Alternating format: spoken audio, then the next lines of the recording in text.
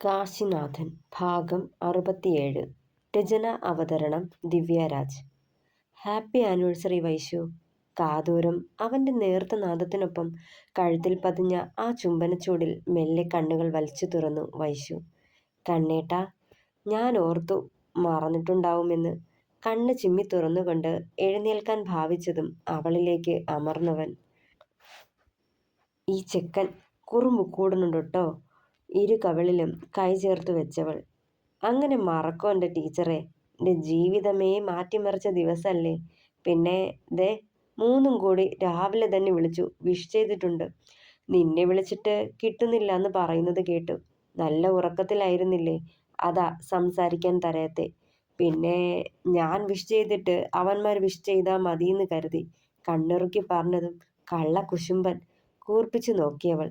ഇത് കുശുമ്പല്ലടി, സ്വാർത്ഥതയാ. നിന്റെ കാര്യത്തിലെ നിക്കിത്തിരി സ്വാർത്ഥത കൂടുതലാന്ന് കൂട്ടിക്കോ. കള്ളച്ചിരിയോടെ അവളുടെ കവിളിലൂടെ പെരുവിരൽ കൊണ്ടൊഴിഞ്ഞവൻ. നിക്കെന്ത് ഗിഫ്റ്റാ കണ്ണേട്ടാ തരാൻ പോണേ? ആ മുഖത്തേക്ക് ഉറ്റുനോക്കിയവൾ. എന്തും തരും. കള്ളച്ചിരിയോടെ അവളുടെ ചുണ്ടുകളിൽ അമർത്തിമുത്തി. എന്തും തരുമോ? പിന്നെന്താ? മെല്ലെ താഴ്ന്നു വന്ന് അവളുടെ അധരം സ്വന്തമാക്കിയവൻ. എന്നാലേ നമുക്കൊന്ന് ഒന്ന് ചുറ്റിക്കറങ്ങാൻ പോയാലോ? എത്ര ദിവസമായിട്ട് പുറം ലോകം കാണാനാവാതെ ഈ ഫ്ലാറ്റിൽ ഇങ്ങനെ കഴിഞ്ഞുകൂടാ? എൻ്റെ കണ്ണേട്ടനൊപ്പം ഇത്തിരി നേരം ആ കൈകോർത്ത് പിടിച്ച് തെരുവോരം വെറുതെ നടക്കാൻ കൊതി തോന്നാ. അന്നത്തെ പോലെ നിക്ക് കുപ്പിവളയും വേൽപുരിയും ഒക്കെ വാങ്ങിത്തന്നാൽ സന്തോഷം. തന്നിലേക്ക് അടുത്തു വരുന്ന അവൻ്റെ കനത്ത നിശ്വാസം അവളിൽ പടർത്തിയ അനുഭൂതിയിൽ ദേഹമാകെ സകലം കോരിത്തരിച്ചു വൈഷ്ണവിയുടെ. അതൊക്കെ ഓക്കെ, ഇപ്പൊ തന്നെ പോയേക്കാം. ഇനിയും വൈകിക്കണില്ല. പക്ഷേ വിവാഹ വാർഷികമായിട്ട് നിക്കെന്താ തരാൻ പോണേ? കുറുമ്പ് മാറി ആ കണ്ണുകളിൽ വശ്യമായ ഭാവം നിറയുന്നത് കണ്ടിരുന്നവൾ. എന്താ വേണ്ടേ എൻ്റെ കണ്ണേട്ടന്? അവൻ്റെ മുഖമാകെ അവളുടെ മിഴികൾ പാഞ്ഞു നടന്നു. നിക്കെന്താ വേണ്ടേന്ന് എൻ്റെ പെണ്ണിനറിയില്ല. ആ ചോദ്യത്തിൽ പോലും അവളുടെ മുഖം ചുവന്നു തൊടുത്തു. ദേ, മുറിവുകളൊക്കെ പൂർണ്ണമായും ഭേദായല്ലോ. ഇനിയും കാത്തിരിക്കണമെന്നാണെങ്കിൽ എൻ്റെ വൈഷ്ണവി ടീച്ചറെ, ഐ കാണ്ട്. കള്ളച്ചിരിയോടെ അവളുടെ ഇടുക്കിലേക്ക് മുഖം പൂഴ്ത്തി വെച്ചവൻ. ദന്തമുനയാൽ അവനെ ഏൽപ്പിക്കുന്ന ആ ചെറുനോവിൽ ചെറിയൊരു തരിപ്പ് ദേഹമാകെ പടർന്നിറങ്ങി. അവൻ്റെ നിശ്വാസം ദേഹത്തെ കുളിരണിയിപ്പിച്ചു. നിക്ക് സമ്മതം. നാണത്തോടെ പറയുമ്പോൾ ആ മുഖത്തും അന്താളിപ്പായിരുന്നു. ആണോന്ന് വീണ്ടും ചോദിച്ചതും അതെ എന്ന് തലയാട്ടിയവൻ. എന്നാ എൻ്റെ പെണ്ണ് വേഗം റെഡിയായി വന്നേക്ക്. നമുക്ക് പുറത്തു പോയി നിന്റെ ആഗ്രഹമെല്ലാം തീർത്തു വരാം. നിറുകിലായി ഒന്ന് അമർത്തി മുത്തിക്കൊണ്ട് പറഞ്ഞവൻ. ബാംഗ്ലൂർ സിറ്റി മുഴുവൻ ചുറ്റിയടിച്ചുകൊണ്ട് നടന്നു വൈശുവിനെ. അന്നത്തെ ഫുഡൊക്കെ പുറത്തു നിന്നായിരുന്നു. ഒരു നിമിഷം പോലും മാറാതെ അവൻ്റെ കയ്യിൽ കൈകോർത്ത് പിടിച്ച് നടപ്പായിരുന്നു വൈശു. ജീവിതത്തിലെ ഏറ്റവും മനോഹരമായ നിമിഷങ്ങളിലൂടെ രണ്ടാളും കടന്നുപോയ നേരം. അവളുടെ ആഗ്രഹം പോലെ കൈ നിറയെ കുപ്പിവളകളും വാങ്ങിക്കൊടുത്ത് കുറേയേറെ ഷോപ്പിങ്ങും കഴിഞ്ഞാണ് തിരികെ വന്നത് രണ്ടാളും. അന്നത്തെ ദിവസം ഫുഡ് പുറത്തുനിന്നാവുമെന്ന് നേരത്തെ തീരുമാനിച്ചത് കൊണ്ട് ആച്ചിയമ്മയോട് വരണ്ടാന്ന് വിളിച്ചു പറഞ്ഞിരുന്നവൻ. തിരികെ ഫ്ലാറ്റിലെത്തുമ്പോൾ ഡോർ അൺലോക്ക് ആയിരിക്കുന്നത് കണ്ടിട്ട് ഞെട്ടലായിരുന്നു ഇരുവരിലും. വാതിൽ ചാവി ഉപയോഗിച്ച് തുറന്ന നിലയിലായിരുന്നു. കണ്ണേട്ടാ, നമ്മൾ വാതിൽ പൂട്ടിയിട്ടല്ലേ പോയത്? പിന്നെന്താ തുറന്നു കിടക്കുന്നേ? ഭീതിയോടെ ചോദിക്കുമ്പോൾ കാശി ഓടിപ്പിടച്ച് അകത്തേക്ക് കയറി. ടേബിളിന് മുകളിൽ വച്ചിരുന്ന തൻ്റെ റെക്കോർഡുകളും സർട്ടിഫിക്കറ്റുകളും പുസ്തകങ്ങളും സ്റ്റെതസ്കോപ്പും ഒക്കെ അവിടെ ഉണ്ടോ എന്നാണ് പരിഭ്രാന്തിയോടെ തിരക്കിയത്. ഒന്നും നഷ്ടപ്പെട്ടില്ലെന്നത് അവനിൽ മനസമാധാനം നിറച്ചു. പിന്നെ നേരെ പോയത് വർക്കൗട്ട് റൂമിലേക്കാണ്. അവിടെയും സകലതുമുണ്ട്. ഒന്നനക്കിയിട്ട് കൂടിയില്ല. ഒരില കൂടി ഇളകാത്ത മട്ടിൽ സകലതും വച്ചിരുന്ന സ്ഥാനങ്ങളിൽ തന്നെ അതേപടി ഇരിപ്പുണ്ട്. അപ്പൊ പിന്നെ നമ്മൾ വാതിൽ പൂട്ടിയതിലെ മിസ്റ്റേക്ക് ആവുമോ? പരസ്പരം മുഖത്തോട് മുഖം നോക്കവേ വൈശു തിരക്കി. അറിയില്ല വൈശു, എന്താന്ന് നോക്കാം. ബെഡ്റൂമിലേക്ക് ആദ്യ അകലാതെ കയറി ചെല്ലുമ്പോൾ ആദ്യം പാദത്തിൽ തടഞ്ഞത് നിലത്ത് വീണുകിടന്ന ഫ്ലവർ വേസ് ആണ്. നിലത്ത് കിടന്ന ഫ്ലവർ വേസ് കയ്യിലെടുത്തതും വൈശു ഓടിപ്പാഞ്ഞെത്തിയിരുന്നു. കണ്ണേട്ടാ, നെറ്റി ചൊളിച്ചവൾ ആദ്യ അകലാതെ. കാറ്റടിച്ചപ്പോൾ വീണതാവും വൈശു. നറുചിരിയോടെ അവളെ ചേർത്ത് പിടിച്ചുകൊണ്ട് തുറന്നിട്ട ജനാലയുടെ വാതിലിനു നേരെ കൈ ചൂണ്ടിയവൻ. ഗൂഢമായൊരു പുഞ്ചിരിയോടെ ആ ഫ്ലവർ വേസ് തൊട്ടടുത്ത വേസ്റ്റ് ബിന്നിലേക്ക് ഇട്ടിരുന്നു. ഇതിനെക്കൊണ്ട് ഇനി പ്രയോജനമൊന്നുമില്ലല്ലോ, കളഞ്ഞേക്കാം. കണ്ണ് ചിമ്മിക്കൊണ്ട് അത് പറയുമ്പോൾ ആ മാറിലേക്ക് മുഖം പൊഴുത്തിയവൾ സോപാനത്തിണ്ണയിലിരുന്ന് വെറുതെ ആകാശം നോക്കി ഇരിപ്പായിരുന്നു അച്ചു. അകത്തെ ഉഷ്ണം കാരണം പുറത്തേക്കിറങ്ങി വരവെ പ്രതീക്ഷിക്കാതെ അവളെ അവിടെ കണ്ട് നെറ്റിചുളിച്ചു പാച്ചൻ. എടോ, എന്താ താൻ ഇവിടെ വന്നിരിക്കുന്നേ? ഉറക്കം വരുന്നില്ലേ? ചെറുചിരിയോടുള്ള അവന്റെ ചോദ്യം കേട്ടതും മെല്ലെ മുഖം ചെരിച്ച് അവനെ നോക്കിയവൾ. ഞാൻ വെറുതെ ഓരോന്നും ഓർത്തിരുന്നതാ. പെട്ടെന്ന് കണ്ണുകൾ തുടച്ചുകൊണ്ട് ഇരുന്നിടത്തു നിന്ന് എഴുന്നേറ്റവൾ. താൻ കരഞ്ഞോ? പതിഞ്ഞ ശബ്ദത്തിൽ ചോദിച്ചതും ഇല്ലെന്ന പോലെ തലയാട്ടിയവൾ. കള്ളം പറയണ്ട, എന്താന്ന് പറയ്. അവൾക്കടുത്തേക്ക് ചെന്ന് പാച്ചു അത് ചോദിക്കുമ്പോൾ അതുവരെ അടക്കി പിടിച്ച നോവ് നിശബ്ദമായ തേങ്ങലായി പുറത്തേക്ക് എത്തിയിരുന്നു. ഏയ്, എന്താടോ? ഞാൻ ഞാൻ എൻ്റെ അച്ഛയെയും അമ്മയെയും ഓർത്തു പോയതാ. അവരൊക്കെ ഉണ്ടായിരുന്നെങ്കിൽ ഞാനൊന്ന് ഒറ്റപ്പെട്ടു പോവില്ലായിരുന്നു. അവരുടെ തണലിലായിരുന്നെങ്കിൽ ആരെയും പേടിക്കണ്ടായിരുന്നു. പലതും പറഞ്ഞ് വിതുമ്പിയവളെ തന്നെ അമ്പരന്ന് നോക്കി നിന്നു പാച്ചൻ. അച്ചോ, എന്താ നിന്റെ പ്രശ്നം? നിന്റെ വീട്ടിലെ പ്രാരാബ്ദങ്ങൾ കാരണ നീ ഈ ജോലിക്ക് വന്നെന്നാ ഞാൻ കരുതിയത്.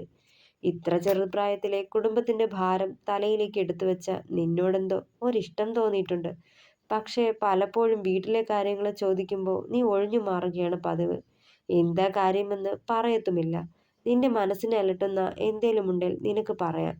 പാച്ചൻ പതിയെ ശബ്ദം താഴ്ത്തി പറഞ്ഞുകൊണ്ട് അവളെ നോക്കി. ഒന്ന് ദീർഘമായി നിശ്വസിച്ചുകൊണ്ട് സോപാനത്തിണ്ണയിൽ കയറിയിരുന്നവൾ പിന്നെ അവനെയൊന്ന് നോക്കി. ചേട്ടൻ ഇരിക്ക്. ഒക്കെ ഞാൻ പറയാം. പറഞ്ഞാലും ചേട്ടനും കൂടി വിഷമമാവേയുള്ളൂ. നോവുള്ളൊരു പുഞ്ചിരി അവന് സമ്മാനിച്ചുകൊണ്ട് പറയാൻ തുടങ്ങിയവൾ. എൻ്റെ അച്ഛനൊരു മരം വെട്ടുകാരനായിരുന്നു. അമ്മ സാധാ വീട്ടമ്മയും.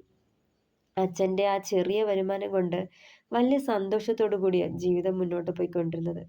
പക്ഷേ ഒരു ദിവസം രാവിലെ ജോലിക്കെന്ന് പറഞ്ഞ് ഇറങ്ങിപ്പോയ അച്ഛൻ തിരികെ വന്നില്ല.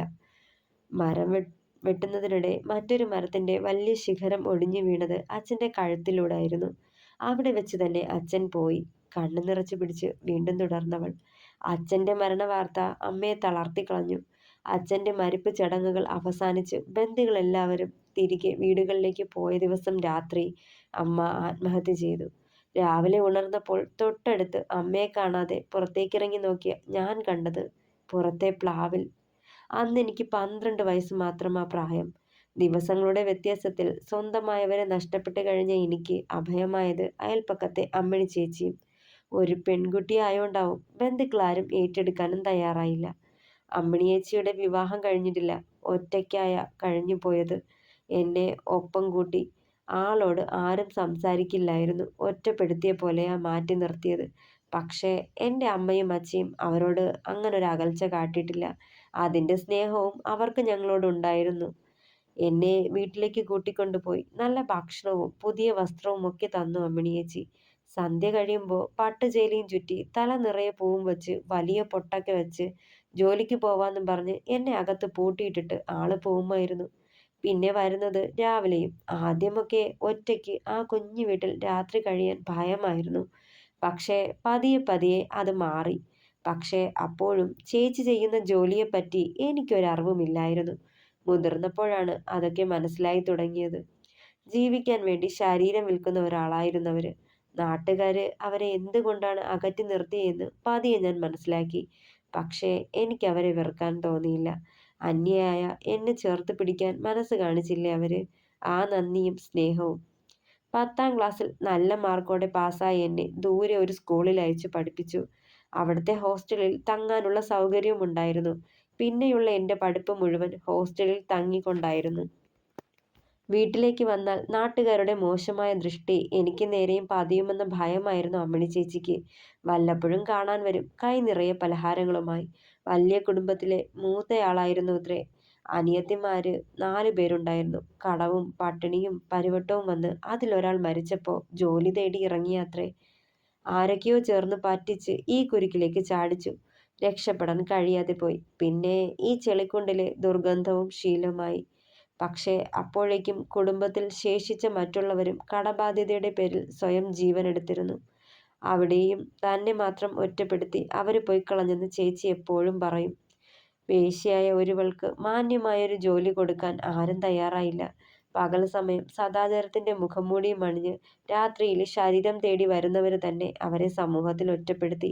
എന്റെ പഠിപ്പ് കഴിഞ്ഞ് ഈ ജോലിയൊക്കെ ഉപേക്ഷിച്ച് ദൂരേക്ക് എവിടെയെങ്കിലും മാറി താമസിക്കാന്നും പറഞ്ഞിരുന്നത് അമ്മിണിയേച്ചി. അതുവരെ കാത്തില്ല, ഒരു ആക്സിഡന്റ്. അവരും പോയി, എന്നെ തനിച്ചാക്കി. ഹോം നഴ്സിംഗ് കോഴ്സ് പൂർത്തിയാക്കി വീട്ടിലേക്ക് തിരിച്ചെത്തിയ ഞാൻ ആ കൊച്ചു വീട്ടിൽ വീണ്ടും ഭയത്തോടെ കഴിയേണ്ടി വന്ന രാത്രികളായിരുന്നു. പിന്നെ രാത്രിയിൽ തട്ടി വിളിക്കലും ചൂളം വിളിയും ഒക്കത്തിനും രക്ഷപ്പെടണമെന്നേ അന്നുണ്ടായിരുന്നുള്ളൂ. പുലരിയിൽ പോയി രജിസ്റ്റർ ചെയ്തു. ആദ്യം തന്നെ ചേട്ടനെ ശുശ്രൂഷിക്കാനാ കിട്ടിയത്. കയത്തിൽ നിന്ന് രക്ഷപ്പെട്ട സന്തോഷം. പക്ഷേ എത്ര നാൾ ഇവിടുന്ന് പോവേണ്ടി വരുമ്പോൾ പറഞ്ഞു നിർത്തിക്കൊണ്ട് ദീർഘമായി നിശ്വസിച്ചു. ഒന്നും മിണ്ടിയില്ല പാച്ചൻ. അവളെ തന്നെ നോക്കിയിരുന്നതല്ലാതെ. അനാഥത്വത്തിന്റെ ഒറ്റപ്പെടുത്തലോളം ഭീകരത മറ്റൊന്നിനുമില്ലെന്ന് പല ആവർത്തി അറിഞ്ഞത് കൊണ്ടാവണം അവളോട് സഹതാപം തോന്നിപ്പോയി ആ നിമിഷം. ചേട്ടാ, ഇനിയും നിന്ന് തണുപ്പ് കൊള്ളണ്ട, ചെന്ന് കിടക്കൂട്ടോ. ഞാൻ പറഞ്ഞതല്ലേ, എന്റെ കഥ കേട്ടാലേ നിങ്ങൾക്ക് കൂടി സങ്കടാവേയുള്ളൂന്ന്. നിർജീവമായെന്ന് പുഞ്ചിരിച്ചവൾ. അതേ പുഞ്ചിരിയോടെ അകത്തേക്ക് കയറിപ്പോയി പാച്ചുവും. സ്വന്തമാക്കാൻ തോന്നുന്നു. ഇനിയും ആ നായ്ക്കൾക്ക് മുന്നിലേക്ക് പറഞ്ഞയക്കില്ല നിന്നെ ഞാൻ. ചേർത്ത് പിടിച്ചോളാം. ഭയമില്ലാതുറങ്ങാൻ കഴിയുന്ന രാത്രികൾ നിനക്കായി സമ്മാനിക്കാം. മനസ്സിൽ ഉറപ്പിച്ചുകൊണ്ട് റൂമിലേക്ക് കയറിയവൻ. ലാപ്ടോപ്പിലൂടെ കാണുന്ന ദൃശ്യങ്ങൾ പകയോടെ നോക്കിയിരുന്നു ക്രിസ്റ്റി. അവന്റെ ഉള്ളിൽ ഉടലെടുത്ത ദേഷ്യത്തെ കൈമുഷ്ടി ചുരുട്ടി അടക്കി നിർത്തിയവൻ. ഇനിയും ആ കാഴ്ചകൾ കണ്ട് നിൽക്കാനാവില്ലെന്ന പോലെ കലിയോടെ ലാപ്ടോപ്പിൽ ഘടിപ്പിച്ചിരുന്ന ഡാറ്റ കേബിൾ റിമൂവ് ചെയ്ത് അതിനുള്ളിലെ മെമ്മറി കാർഡ് എടുത്ത് ഫോണിലേക്ക് മാറ്റിയിട്ടു. ടേബിളിന് മുകളിൽ വെച്ചിരുന്ന ഗ്ലാസിൽ പകർത്തിയ വില കൂടിയ മദ്യത്തിലേക്ക് 2 ഐസ് ക്യൂബ്സ് ഇട്ടുവെച്ച ശേഷം ഒരു തുള്ളി വെള്ളം പോലും ഒഴിക്കാതെ ഒറ്റ കമിഴ്ത്തിന് വായിലാക്കി. എന്നിട്ടും ആ കാഴ്ചകൾ നൽകിയ പിരിമുറുക്കം അവനിൽ നിന്ന് വിട്ടുപോവാത്ത പോലെ. മേശ വലിപ്പ് തുറന്ന് അതിൽ നിന്ന് ഒരു സിറിഞ്ചും ബോട്ടിലും കയ്യിലെടുത്തവൻ. മനസ്സ് തന്റെ കൈപ്പിടിയിൽ ഒടുങ്ങാത്ത നേരത്ത് ഉപയോഗിക്കുന്ന ഒരു മരുന്ന്. അതെടുത്തു കഴിഞ്ഞാൽ താനൊന്ന് മയങ്ങും. ദീർഘനേരം ഒന്നും അറിയാതങ്ങ് ഉറങ്ങും. അത് കഴിഞ്ഞ് ഉണരുമ്പോൾ ഇപ്പോൾ താൻ അനുഭവിക്കുന്ന സ്ട്രെസ് തന്നെ വിട്ടകന്നിരിക്കും. ഓർത്തുകൊണ്ട് അതെടുത്തു. അല്പനേരം കണ്ണുകളടച്ച് പിടിച്ചിരുന്നു. കയ്യിൽ നിന്ന് സിറിഞ്ച് നിലത്തേക്ക് വീഴുമ്പോൾ കണ്ണുകൾ താനെ അടയാൻ തുടങ്ങി. ബെഡിലേക്ക് വീഴുമ്പോൾ ഓർമ്മയുടെ അവസാന കണികയും അവനിൽ നിന്ന് മറഞ്ഞിരുന്നു. പ്രണയ നിമിഷങ്ങൾ സമ്മാനിച്ച ആലസ്യത്തിൽ തളർന്നവന്റെ മാറിലേക്ക് ചാഞ്ഞു വൈശു. വിയർത്തു കുളിച്ച ആ മാറിൽ പറ്റിച്ചേർന്ന് കിടക്കുന്ന രുദ്രാക്ഷമാലയിൽ വെറുതെ വിരലുകൾ കോർത്തു പിടിച്ചവൾ. ഫാനിലേക്ക് നോക്കി കിടക്കുന്നവന്റെ മനസ്സിൽ പല പല ചിന്തകളാണെന്ന് തോന്നി വൈശുവിന്. കണ്ണേട്ടാ. ബെഡ്ഷീറ്റ് കൊണ്ട് ഇരു ദേഹങ്ങളും മൂടിയിട്ട് അവനെ മുഖമുയർത്തി നോക്കിയവൻ. ദാടി, വേദനയുണ്ടോ? അവളുടെ മുഖത്തെ ചുളിവ് കണ്ട് തെല്ലൊരാധിയോടെ തിരക്കിയവൻ. അതേന്ന് തലയാട്ടി വൈശു. കുറെ നാളിന് ശേഷല്ലേ ഇതിപ്പോ. അതാ. സാരില്ല, മാറിക്കോളും വൈശു. നിറുകിൽ മെല്ലെ തലോടിയവൻ പ്രണയവും കരുതലും ചാലിച്ച്. അല്ലെങ്കിലും ഇന്ന് ആക്രാന്തം കുറച്ച് കൂടുതലായിരുന്നു ഡോക്ടർ സാറിന്. കൂർപ്പിച്ചൊന്ന് നോക്കിയതും ഞാൻ എന്ത് ആക്രാന്തം കാട്ടിയെന്നാ എന്ന പോലെ കണ്ണു ചുരുക്കിയവൻ. ദേ നോക്ക്, ഇതൊക്കെ എന്താന്ന്. പ്രണയ നിമിഷങ്ങളിൽ അവൻ നൽകിയ തിണർപ്പുകൾ അവിടെയും ഇവിടെയുമായി ചൂണ്ടിക്കാട്ടിയതും ചമ്മലോടെ കണ്ണിറുക്കി പിടിച്ചു കാശി. കൈവിട്ട് പോയതാ എൻ്റെ വൈശു. ഇത്ര നാളും പട്ടിണിയല്ലായിരുന്നോ? അതാ ചമ്മിയ ചിരിയോടെ പറഞ്ഞതും. ദേ ചെക്ക, ഞാനും ഇതേ പടി അങ്ങ് തിരികെ തരും, നോക്കിക്കോ. ചുണ്ടുകൂർപ്പിച്ചതും. തന്നോടി, എനിക്കിഷ്ടാന്നേ ഹിക്കീസ്. കള്ളച്ചിരിയോടെ മീശ കടിച്ചു പിടിച്ചവൻ. അയ്യടാ കിക്കീസ്. മനുഷ്യനെ കടിച്ചു പറിച്ചു കളഞ്ഞു കൊള്ളക്കണ്ണൻ. കുറുമ്പോടെ പറഞ്ഞുകൊണ്ട് മാറിലേക്ക് വീണ്ടും മുഖം പൂഴ്ത്തിയവൾ. നാളെ കോളേജിൽ പോവണ്ടേ ഡോക്ടർക്ക്? മെല്ലെ ചോദിച്ചതും. പോണം. അപ്പൊ കിടന്ന് ഉറങ്ങാൻ നോക്ക്. ബാക്കിയൊക്കെ നാളെ ചിന്തിച്ചു കൂട്ടാം. അവനെ ചുറ്റിപ്പിടിച്ച് ആ ദേഹത്തേക്ക് ഒന്നുകൂടി ചേർന്ന് കിടന്നു. കൂടുതൽ ഒട്ടല്ലേ ടീച്ചറെ. വീണ്ടും കൈവിട്ട് പോയാൽ നീ താങ്ങോ? കുറുമ്പോട് ചോദിച്ചതും. ദുരുദ്ദേശമൊന്നും വേണ്ട, അടങ്ങി കിടന്നേക്കണം. പറഞ്ഞേക്കാം. അവനെ കൂർപ്പിച്ചൊന്ന് നോക്കിയവൾ. അങ്ങനെ പറയല്ലേ. അടങ്ങിക്കിടക്കാൻ പറ്റുന്നില്ല എൻ്റെ ടീച്ചറെ. നീട്ടിപ്പറഞ്ഞ് കള്ളച്ചിരിയോടെ അവളെയും കൊണ്ടൊന്ന് മറിഞ്ഞ് അവൾക്ക് മുകളിലായി അമർന്നു കാശി. പുറമേ ഗൗരവം നടിച്ചപ്പോഴും ഉള്ളുകൊണ്ട് അവന്റെ പ്രണയം ഏറ്റുവാങ്ങാൻ തയ്യാറായി അവളും. പിറ്റേന്ന് ലാബ് കഴിഞ്ഞുള്ള ലഞ്ച് ബ്രേക്കിൽ വരാന്തയിൽ ബെഞ്ചിൽ വെറുതെ ഇരിപ്പായിരുന്നു കാശിനാഥൻ. എക്സിബിഷനാണ് വരാൻ പോകുന്നത്. അതിനുള്ള തയ്യാറെടുപ്പുകളിലാണ് എല്ലാവരും. ഫ്രീ അവറോ ഇൻ്റർവെല്ലോ കിട്ടിയാലുടനെ എല്ലാവരും എക്സിബിഷന് വേണ്ടി അറേഞ്ച് ചെയ്തിരുന്ന ഹാളിലേക്ക് ഓടിപ്പോകും. തൻ്റെ ഗ്രൂപ്പിലെ 5 പേരുണ്ട്. ഒരു കെഡാവറിൻ്റെ മോഡൽ ഉണ്ടാക്കാനാണ് പ്ലാൻ ഇട്ടിരിക്കുന്നത്. അതും മനുഷ്യ ശരീരത്തിലെ സകല അവയവങ്ങളും ഉൾപ്പെടുത്തി. അതിൻ്റെ പണിപ്പുരയിലാണിപ്പോൾ.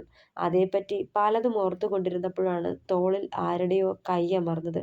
ഞെട്ടലോടെ മുഖമുയർത്തി നോക്കുമ്പോൾ തൊട്ടടുത്ത് വശ്യമായ ചിരിയോടെ ക്രിസ്റ്റഫർ നിൽപ്പുണ്ടായിരുന്നു. കലിയോടെ അവൻ്റെ കൈ തട്ടി മാറ്റി എഴുന്നേറ്റ് നടക്കാൻ തുടങ്ങിയതും, കാശിനാഥൻ ഒന്ന് നിൽക്കണം, എനിക്ക് ചിലത് സംസാരിക്കാനുണ്ട്. ഗൂഢമായ ചിരിയോടെ അയാളത് പറയുമ്പോൾ ഒരു നിമിഷം കാശി നിശ്ചലനായി. ഗൂഢമായൊരു ചിരിയോടെ തന്നിലേക്ക് തന്നെ അടുത്തു വരുന്നവനെ അമർഷത്തോടെ നോക്കി നിന്നു കാശി. വന്ന പാടെ അവൻ്റെ തോളിൽ കൈവച്ചതും കുതറിയകലാൻ നോക്കിയവൻ. പക്ഷേ കൂടുതൽ അമർത്തി പിടിച്ചുകൊണ്ട് മുന്നോട്ട് നടന്നു ക്രിസ്റ്റി. ഒന്നടങ്ങൻ്റെ കാശിനാഥ, എനിക്ക് പറയാനുള്ളത് കേട്ടിട്ട് ഇനി നിനക്ക് എന്നിൽ നിന്ന് അകന്നു മാറിപ്പോകണോ അതോ കൂടെ നിൽക്കണോ എന്ന് തീരുമാനിക്കാം. എന്തൊക്കെയോ ഉദ്ദേശിച്ചുകൊണ്ടുള്ള അവൻ്റെ ആ പറച്ചിൽ ശ്രദ്ധിച്ചിരുന്നു കാശി. അവൻ്റെ ആ സ്പർശനം പോലും ചുട്ടുപൊള്ളിച്ചു കാശിയെ. താൻ ഏറ്റവും വെറുക്കുന്നൊരുവൻ്റെ സ്പർശനം. അമർഷമടക്കി മുന്നോട്ട് നടന്നു. ഒഴിഞ്ഞൊരു ക്ലാസ് റൂമിലേക്കാണ് ക്രിസ്റ്റി കാശിയെ കൊണ്ടുപോയത്. ചെന്നപാടെ വാതിൽ ചാരിയിട്ട് വശ്യമായി അവനെ ഒന്ന് നോക്കി ക്രിസ്റ്റി. അറപ്പോടെ മുഖം തുരിച്ച് അവൻ്റെ രോഷം പുറത്തു കാട്ടിയവൻ.